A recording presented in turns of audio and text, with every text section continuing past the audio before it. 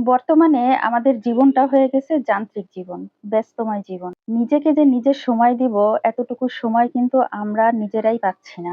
এই ব্যস্তময় জীবনে যখন একটু সময় বা সুযোগ পাই, নিজেদের মতো করে সময় কাটানোর বা কোথাও ঘুরতে যাওয়ার বা প্রিয় মানুষদের সাথে দেখা করার মতো সুযোগ, তখন তো আর আনন্দের কোনো সীমাই থাকে না। আসসালামু আলাইকুম। কেমন আছেন আপনারা সবাই? আশা করি সবাই ভালো আছেন। যে যেখানে আছেন সুস্থ আছেন, সুন্দর আছেন। দোয়া করি সবাই ভালো থাকেন। তো অনেক ভোরবেলা আ তখন বাজে প্রায় 6:30 6টা থেকে 6:30 এরকম। তো ওই সময়টা বের হয়ে গেলাম ২ জনেই। বের হয়ে যখন টিকিট কাউন্টারে গেলাম গাড়ির জন্য, দেখি যে ৮টার সময় গাড়ি ছাড়বে। তো কি করার? ২ জনে সুন্দর করে একটু নাস্তা-টাস্তা করে তারপরে গাড়িতে উঠে বসলাম। তারপরে তো ২ জনে একটু কথাবার্তা টুকটাক সময়।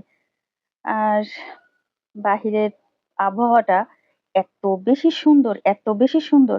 মানে আমার মোবাইলে কিন্তু এই আকাশের ভিডিওটা অনেকটা জুড়ে আছে। কিন্তু এত লং ভিডিও তো দিতে পারবো না। এতটা ধৈর্য আসলে আমাদের কারোরই নাই। কারণ ৩ মিনিটের ভিডিও তাও দেখার মতো ধৈর্য কিন্তু আমাদের অনেকেরই হয় না। তবে যারা আসলে পেজে মন দিয়ে কাজ করে, যারা পেজটা বড় করতে চায়, পেজটা গ্রো করতে চায়, Facebook এ কন্টিনিউ কাজ করতে চায়, তারা কিন্তু আসলে যে ভিডিওই সামনে আসুক না কেন, ঠিক ধৈর্য ধরেই ভিডিওগুলো দেখে। তো এই তো কথা বলতে, বলতে চলে আসলাম আমার দেবরের বাসায়। আসলে সবার সাথে দেখা হওয়া, প্রিয় মানুষদের সাথে বেশ কিছুদিন পরে দেখা হওয়ার অনুভূতিটা আসলেই অন্যরকম। মানে অন্যরকম ভালো লাগা কাজ করে মনের ভিতরে। আর কতটা আনন্দ আর খুশি কাজ করে তা এই যে আমার সাহেবকে দেখলেই বোঝা যাচ্ছে। সে তো লিফটের মধ্যে উঠেই তার চুল ঠিক করা নিয়ে ব্যস্ত। আসলে ছেলেদের কি বা স্টাইল করার আছে? স্টাইল ঘুরে ফিরে ওই মাথার যদি কিছু চুল থাকে সেই চুলই হচ্ছে তাদের স্টাইলের জায়গা।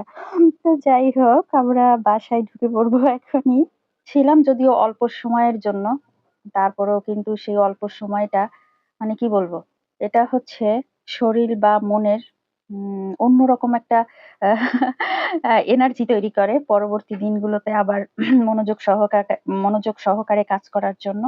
তো সেরকমই অবস্থা, আমাদেরও বেশ ভালো লাগছে। অনেক সুন্দর একটু সময় কাটাইছি। যদিও না আমার আসতে ইচ্ছা করতেছিল না।